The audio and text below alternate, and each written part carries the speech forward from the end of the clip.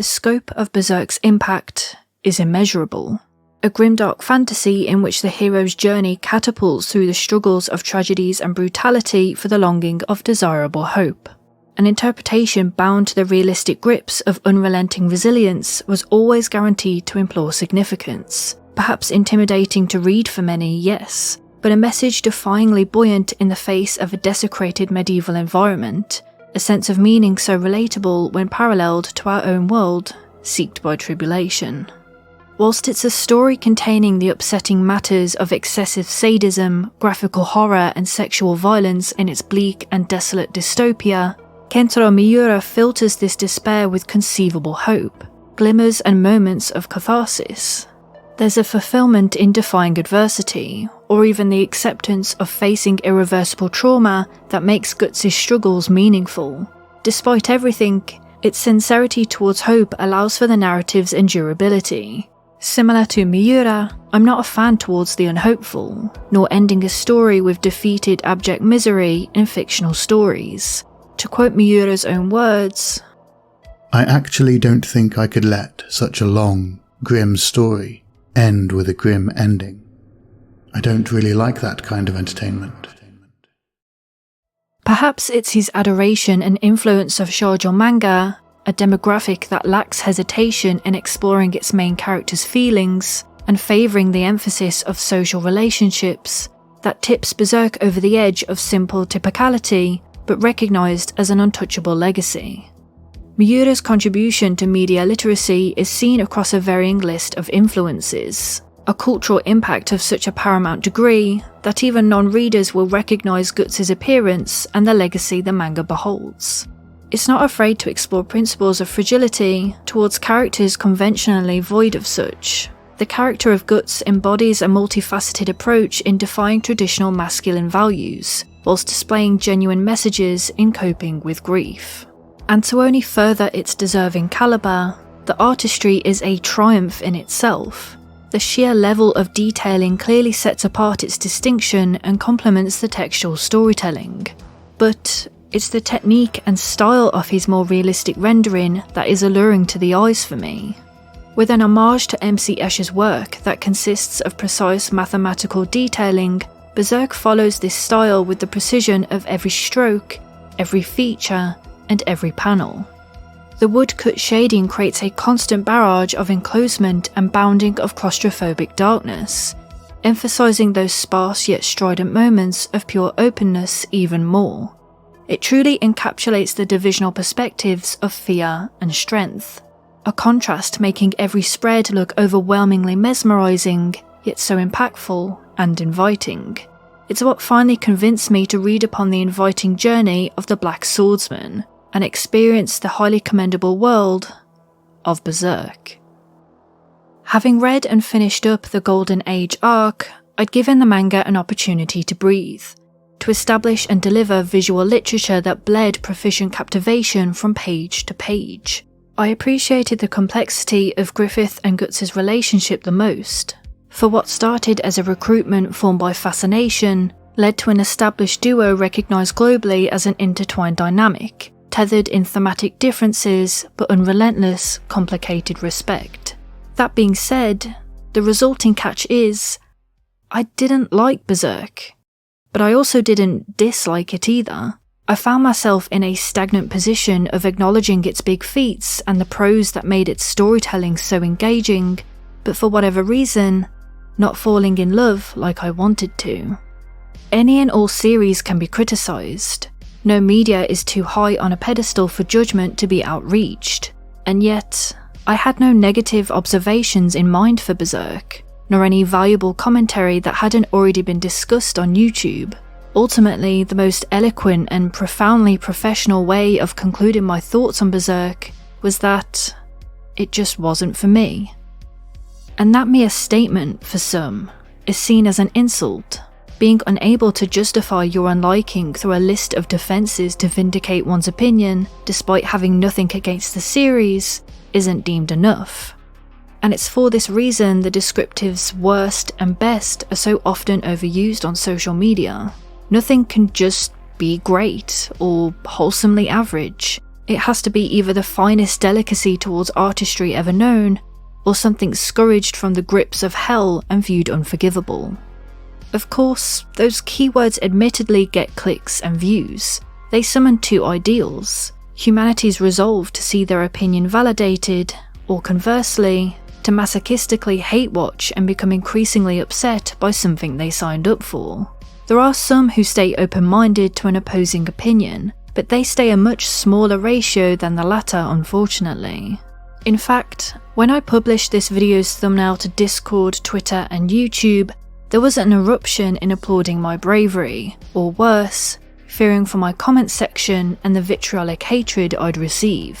The predicted backlash, I too am more than expecting. This idea of talking about Berserk in anything other than positivity is the equivalent of stepping on a landmine, something that should have been avoided with caution, but dramatically explosive if ever approached or stepped upon. Some people aren't able to take criticism for something they love, or begrudgingly find it difficult to accept. Hence this collective hive mind of defensive hatred that creates an anxiousness in constructive criticism, or even out-of-the-box thoughts that could make for interesting conversations. The exploration of criticism is worthy of a completely different video. To clarify, I'm not supportive of verbal abuse nor bigotry disguised as criticism, because I don't deem that as criticism. It's mostly cloaked discrimination. I'm talking about discussions towards the consensus of constructive criticism versus deconstructive criticism that would make for an interesting video, as an example. But this video is introducing and imparting the feelings of indifference, specifically positive indifference, an emotion I believe to be more interesting and less discussed. Though I will point out, the reputation certain fandoms have in regards to constructive criticism or indifferent opinions is pretty bizarre to me. People shouldn't have to be afraid to say something wasn't for them. It's completely valid reasoning, especially if the person is still able to see the merits in why others do like it. Yet, this topic at hand isn't just restrictive to Berserk, but rather any popular media which carries itself within a highly regarded reputation some deem above judgment, or the overall idea of indifference. It's happenstance this video utilises Berserk specifically. It's the most recently acclaimed manga I've read where its reputation precedes itself. I read whilst acknowledging its weight of mass appreciation and the hearts of millions it has touched. Reading Berserk was a journey. To abstain from the pressures of adoring a story that presents a disguised appearance of complete death and decay, that surprisingly enriches itself in the delicacies of battling for survival and purpose, through the persevering need to find something worth living for. It's a mixture of frustration and disappointment then, to not fall in love with this story as strongly as others, knowing full well it's something I should enjoy, but my brain apparently says otherwise. It hits all the right formulas, isn't too far from my enjoyment of other stories, and has distinctive artwork I analyse for its effective utilisation of value and contrast. Ultimately though, I felt no insistent need to continue reading nor any obligation in catching up towards the current releases. Berserk is a large manga, and free time is pretty selective after work and YouTube. Time is precious, and I'd rather spend it on reading manga I'm more keen on. With these thoughts in mind, I felt this was the perfect opportunity to relay upon a lesser explored topic many will coincide and concur, as the feelings of apathy towards media is far more occurrent than it seems. Indifference can be met with negative connotations, an unbothered approach resulting in detachment, something others may see as an uncaring attitude.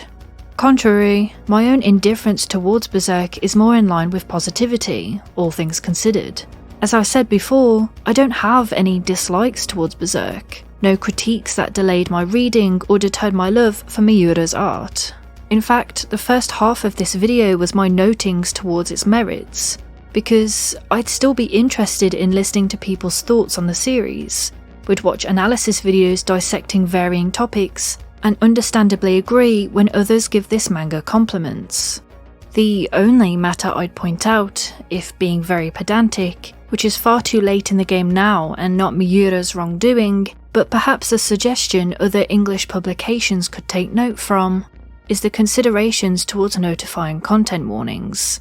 In fairness, the manga does have labelling on its back cover, cautioning its mature themes. But to give a clearer example, a warning was written before chapter 49 in Witcher Atelier, cautioning readers towards specific darker themes some wouldn't want to view, and informing audiences that it's possible to skip without fear of losing plot progression.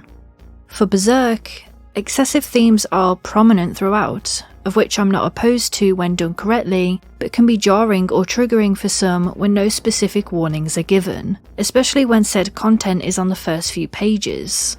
The consideration towards clearer content warnings would not only be appreciated, but prevent some readers feeling discomfort or worse. In particular, the specifics of what makes it a mature story is not stated. Is it strong language, nudity, horror, violence, sexual violence? For many, these can give differing degrees of discomfort. But that's as constructive as I could be in regards to this behemoth of a story. Berserk is one of the most highly requested manga for this channel, and whilst it may not be the video expected, I'm hoping it's one that opens the door towards the discussion of indifference. That it is completely fine to neither like or dislike something, and admit it just wasn't for you. That shouldn't be seen as a controversial opinion, or something to rally up thousands of belligerent defenders, because, ultimately, I didn't like Berserk, but I didn't dislike Berserk. It just wasn't my cup of tea, and in my eyes, that's a perfectly reasonable justification. Hey guys, thank you for watching to the end of the video. I'm assuming if you've reached the very end of the video, you're someone who potentially kept an open mind when seeing my thumbnail and seeing me discuss my topic in the video, so I appreciate it a lot that you actually stayed to the end to hear my thoughts. I know for a fact that the comment section is going to probably look absolutely disgusting.